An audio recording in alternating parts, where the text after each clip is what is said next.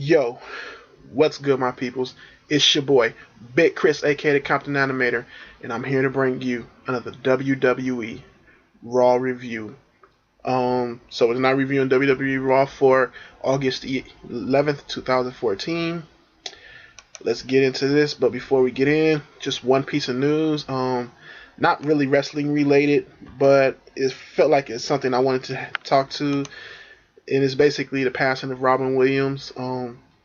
One of my favorite actors, a very funny guy. His stand-ups were very funny. I remember watching them, when I was in high school and stuff, when you finally start getting into more mature stuff. So I started, picking up on his stand-ups and stuff like that, and just every other guy that, really wasn't black, because, when I was young, that's all I used to watch is black guy stand-ups, because that was all my parents watched. So, he was one of the first guys that I picked up on. And even as a kid, just his movies and stuff like Hook, some of them may have been real cheesy, some of them may be real, just corny at some points, but especially as a kid, they were very fun to watch, and some really good memories. And just, as an animator myself, remembering him from Aladdin and how great he played the character of the genie, just some really fun things for him. And then, like I said, as an adult, especially seeing him grow as an actor and become, even more serious as an actor, seeing him in movies like 1 Hour Photo, which was one of my favorite movies and possibly my favorite Robin Williams movie, right in front of, Aladdin, which is probably my second favorite Robin Williams movie. But the guy was a really funny guy, just a really nice dude. Seeing him in everything and a lot of things, just he was always a nice person. Every time he did an interview, he was a fun ball of energy. I remember like a few years ago seeing him at E3 and, hearing about how, he named his daughter after the Zelda character, and learning how much of a geek he was and how he loved all the superhero stuff and cartoons, and how he was really a big fan of old Nintendo video games, and even, like I said, named his daughter Zelda, Zelda Williams after the princess in the video game of Zelda. So, R.I.P. to the dude, one of the really greatest comedic actors that we had, one of the greatest comedians that we had, and just rest in peace. He also, was a big influence into a lot of black comedy. He was one of the writers for the Richard Pryor show. Another guy who passed, a while back, but Richard Pryor, a guy who you could tell both of them had a kind of act in each other's career. So, rest in peace, Robin Williams. Very funny guy, very courageous guy, just an all around, just really cool dude. R.I.P. man. So, enough of the sad stuff. Sorry about that. Let's get into this review. We'll start off the show with Paul Heyman and Brock Lesnar. Now, Paul Heyman came out, introduced his client, Brock Lesnar, and he just went in. He just started going on in this crazy promo, hyping up his clients. Brock Lesnar has on a t-shirt that says Eat, Sleep, Conquer, and instead of just saying Streak, it just got John Cena's labeled on his shirt. Paul Heyman goes in, talking shit about John Cena being a doctor of thugs, and just starts rapping. He starts rapping on John Cena and just starts going in on this dude, saying that, rhyming just different things like how John Cena won't be how he better brush off all the thugness, and he better say all the champ is here while he still can, because Brock Lesnar's going to conquer him. I just really liked this promo. I thought it was very fun, a little bit change of pace from the last time he cut a promo on John Cena that was more serious and more direct. This one was more just fun and just really going at John Cena and having a good time. I really like this promo, and it did go with the theme of tonight's show, just, more of a good time, but it did have a serious kick to it, so I really liked it. And I thought, everything that Paul Heyman did with here was fun, and just the stuff with him at the end saying that this is Brock Lesnar's house, all the other guys are guests, and he owns it, and that means he owns the WWE audience, and then how they're going to go for dinner, and when they come back, things better be in order. So I just love this whole little section, this whole little beginning promo from him. Next we had Kane, who came down and basically told Roman Reigns that, yeah, he beat him, but now he's back as the director of operations, and now he's sending out some guys to fight against Roman Reigns. And he basically sends out Ryback, takes on Roman Reigns. The match itself I thought was okay. I think Ryback did a nice job of, playing dominant against Roman Reigns.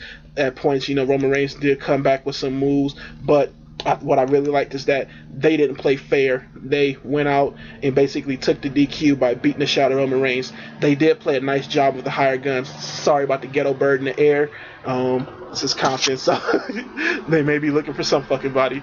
But yeah, I like how they played this whole, angle up and just, as them being the bad guys, them being the guys who probably are hired guns, so it didn't really matter if they win the match, just beat down on Roman Reigns, and that's what I liked about it. But they did make Roman Reigns look very strong, come back, hit 2 spears, 2 Superman punches, and basically stood tall at the end. He, at the end, had a promo with Renee Young, basically saying he's going to beat Randy Orton. I thought the promo was a little bit cheesy at parts. It wasn't basically the dialogue, just the way he moved, his movements were. I thought, once he can get this down, I think he can get better, but he still has some work to do. The overall match, like I said, I thought it was pretty chill and a nice way to kick off the show. Next, you had a match with Seth Rollins and Rob Van Dam. Their match, I felt the same way about. It was an okay match. Everybody who just watch my videos know my feelings of Rob Van Dam right now. He's not up to pace where he used to be anywhere close. He is very slow nowadays. But I did think the match was okay. It ended up with Seth Rollins doing a nice curve stomp onto Rob Van Dam. They even had one part earlier in the match where Rob Van Dam goes for that leg drop onto the guy laying on the barricade. Seth Rollins moved away and Rob Van Dam ends up hitting his leg on the barricade, which I thought was a very nice spot. But yeah, I thought this match was okay, pretty chill, and Seth Rollins won with the curve stomp. He goes up the ramp to basically leave, sees the big standing box, kind of gets the idea, could it be Dean Ambrose hiding in the box? I think he saw it move, so maybe he thought somebody's in the box. He goes to check it out. He thinks nobody's in it. Then Dean Ambrose rushes out the box and attacks Seth Rollins, beats him up all the way to the side of the ring, side of the ring side, and then Seth Rollins runs away. He gets back in the ring and he starts cutting his promo. Seth Rollins, how when there's in a SummerSlam, you can pay for $9.99 to watch Dean Ambrose beat the shit out of Seth Rollins, and there's nowhere for him to run with the lumberjacks. I like the end promo. I like the beat down stuff. I thought it was a pretty, entertaining part with Seth Rollins basically getting chased by Dean Ambrose. I thought that was funny, and I like the way Dean Ambrose actually used the $9.99 part at the end here. Like I said, the match itself was cool. I thought this was cool, and I thought, the show was going on pretty chill, not really great, but I thought it was keeping up a cool pace from here. Now you go into this segment, and you basically have Stephanie McMahon come down.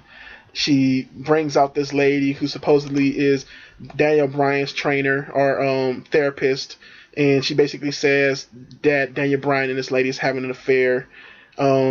This segment beginning went on way too long, and it just was the girl trying to act where she couldn't act at all, and her trying to, look sad and shit like that. I don't know where they got this girl from, but she was pretty horrible at this, and it just went on too long. I think if they would have shortened it by over 3/4, then it would have been a lot better. You get Brie, who comes out, looks the girl in the face. Stephanie starts saying, I did like the part where Stephanie starts going, Brie, what she used to do after their therapy sessions, and just starts saying yes, yes, yes, like the girl used to fuck Daniel Bryan after therapy session or something. Brie slaps the shit out of the girl, gets Stephanie McMahon, puts her in the worst yes lock I've ever seen. The agents come to break it up, and they walk her to the back. Stephanie's pissed off, said they're going to have a match tonight. Yeah, this segment was pretty shitty. I would have liked to seen something more complete come from this. I would have probably liked to seen them, go somewhere different with this. I didn't really like this too much at all. Next, you get a match between Jack Swagger and Antonio Cesaro. I thought this match was pretty chill. I thought both guys went at each other. It did start a little bit slow at the beginning with Cesaro working on more of Jack Swagger's ribs and stuff. I did think that they went on that for a little bit too long, but I did think once it caught up speed, the crowd got into it. Cesaro started hitting his moveset and stuff like that, and Swagger started going at it, and they got really nice, going for it. You get Swagger who pulls down Cesaro off of the top rope when Cesaro's going for a move, and Swagger shoots that into a ankle lock, and Cesaro ends up tapping out from that. I thought this was a pretty chill match, and probably my better match of the night, and I thought they did an okay job here.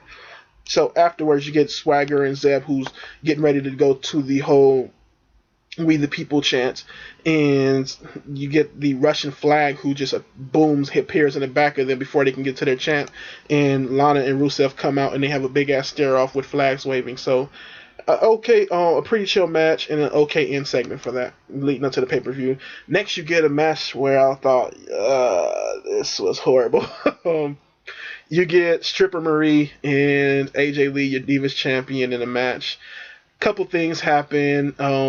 Paige came out and starts skipping around the ring, distract AJ, and ends up having Eva Marie roll up AJ for a pin. It was just horrible. Like any other fucking diva but Eva Marie, just. So Paige gets on top of the stage and starts trying to fake apologize to AJ, and then starts going in this little poetry rhyme about roses are red and something else is brown or some shit, or beige or some shit like that, and basically ends it with that she's going to beat AJ Lee for the title and that she loves AJ. Yeah, I didn't like this at all. I did like the part at the end where AJ Lee basically beats up Eva and then straddles her. That kind of curiosity of my perverted side. But other than that, this match didn't do anything for me, and it really didn't do anything to push forward in their feud. I thought last week was better. This week was very, poorly written. So next you get John Cena, who came out. And he cut a pretty okay serious promo here. He did get cheesy at points, trying to work off the crowd and have them repeat stuff that they usually chant at him, like "You Can't Wrestle" and "Cena, yes, let's go Cena, Cena sucks" stuff.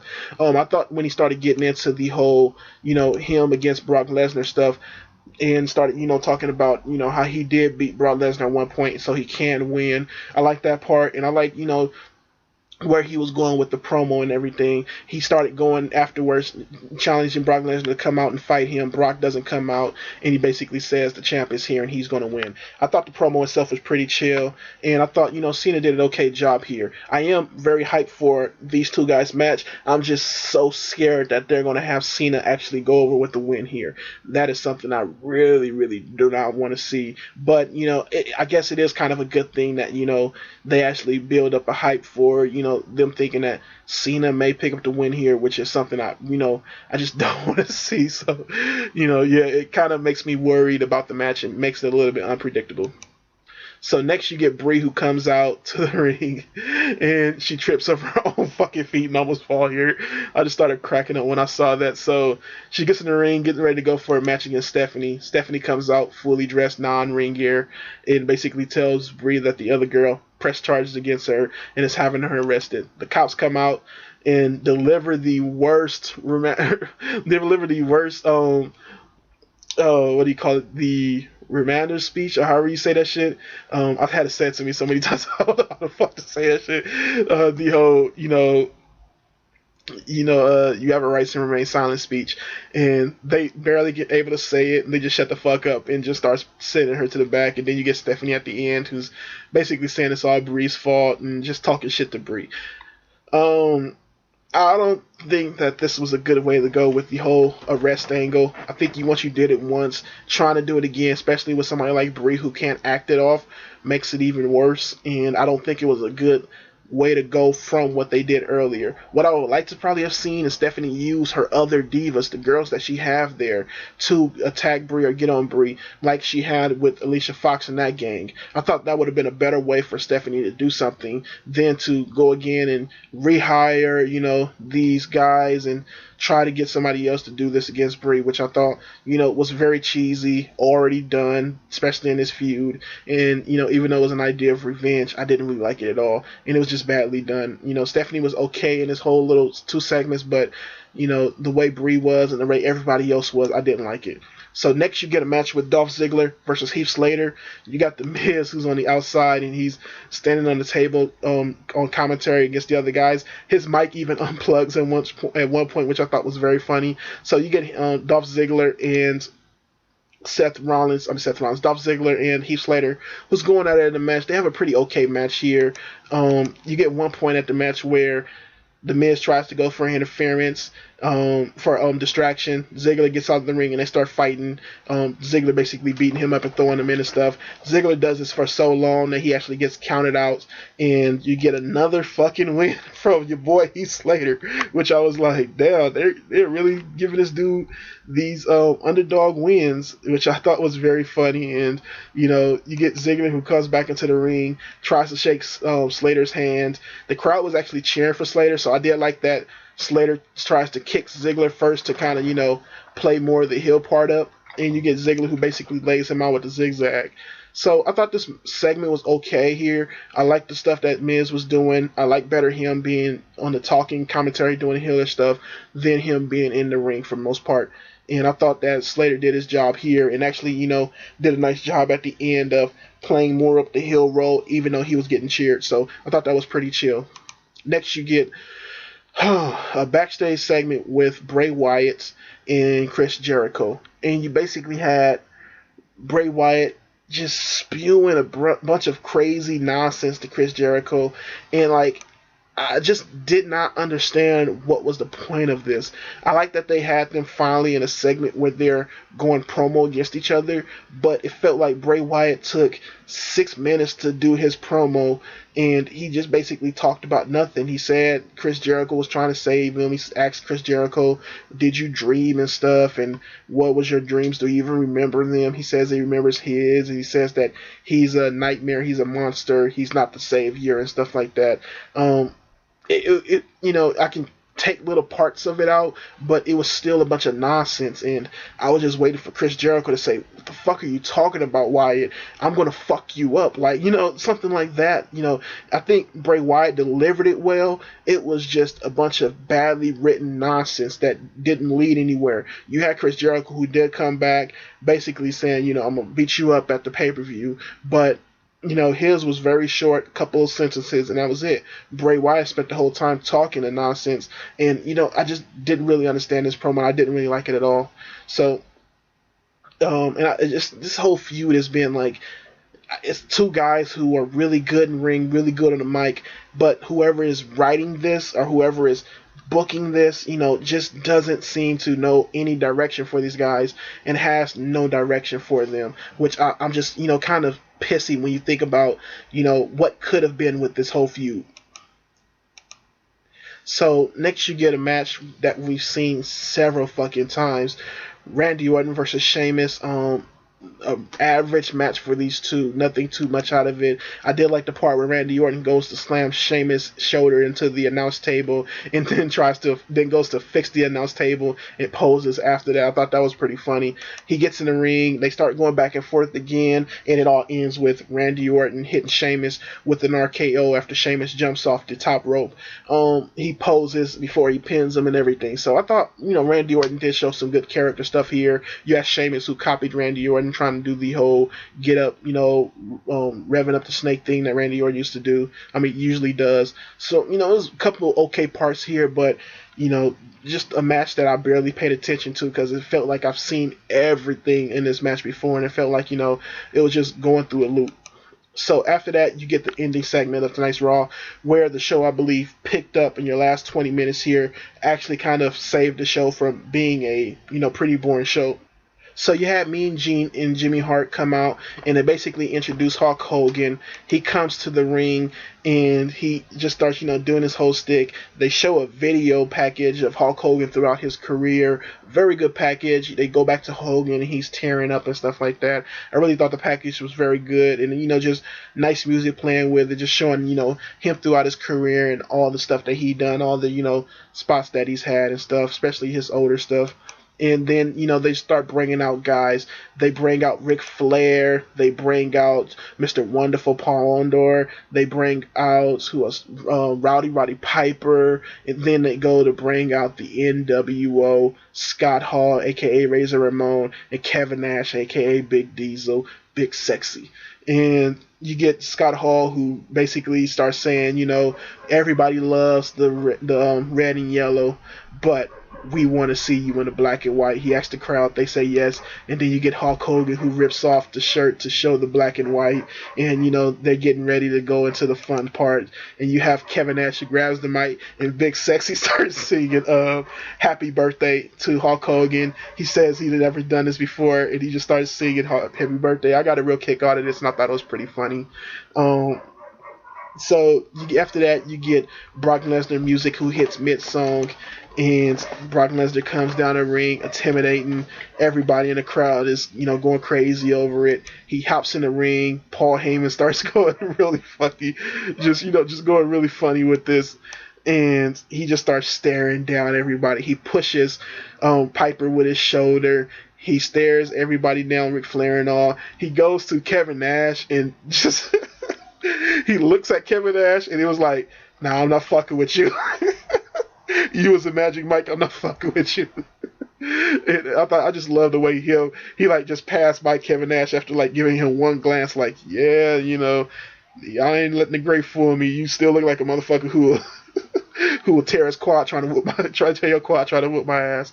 So he basically stares down with Hulk Hogan, tells him and everybody else that it's time for all the old people to get out his ring, and then he basically gets both him and Paul Heyman, who basically say that, and then you get Johnson, who runs down for the save. They have a big stare down, and Brock Lesnar not flinches, but basically plays the whole thing of, I'm not going to fight you here, and they have a big stare down on the outside, and that's how we end the show.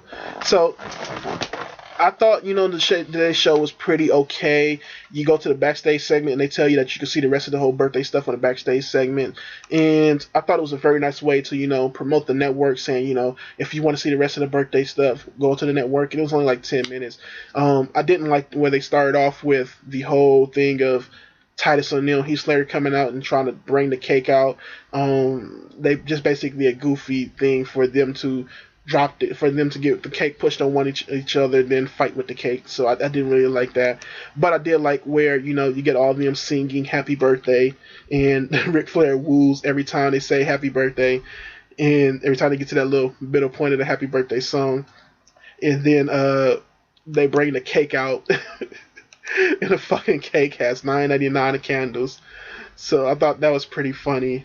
And, just basically goofball ways of joking with the whole thing. I thought it was a pretty nice job. He said that, Vince McMahon gave him $9.99 and to buy the network and stuff like that as a present, and, talking all the other stuff. They had people all through the night, show videos of them saying happy birthday to Hogan and stuff. He blows out the candles and they all cheer. Confetti, shit ton of fucking confetti comes down, and that's how you end your night with, the immortal Hulk Hogan happy birthday thing. I thought this went, a lot better than I thought it would. I thought it was very fun, and like I said, just another funny picture I saw, but like I said, I thought this was a very nice way to end the show. And I thought tonight's show was okay overall. There was nothing, too surprising, especially into leading us into the whole pay-per-view aspect. I think the only thing that was a strong lead-in was the stuff between Cena and Lesnar. Everything else was kind of iffy, or half-assed in a way. I didn't like some segments here, like the Brie and Stephanie segment. I thought that was poorly done. Some of the matches were okay. I thought the Swagger and Cesaro match was the best out of all of them, but it wasn't a great night of wrestling. I thought they did have too many talking segments here. I thought the Stephanie one wasn't really needed, especially after main eventing twice. I think they could have left that alone for the night.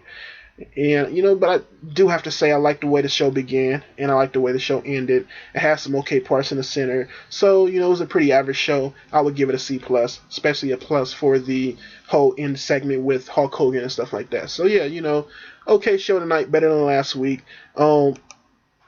Yeah, thank you for watching, people. Sad thing at the beginning of the review. Sorry about that, but, I had to get that out. Thank you for watching. Like, comment, subscribe. Hit me up in my links down below. And just keep watching wrestling, people. Life is short. Have fun. Peace.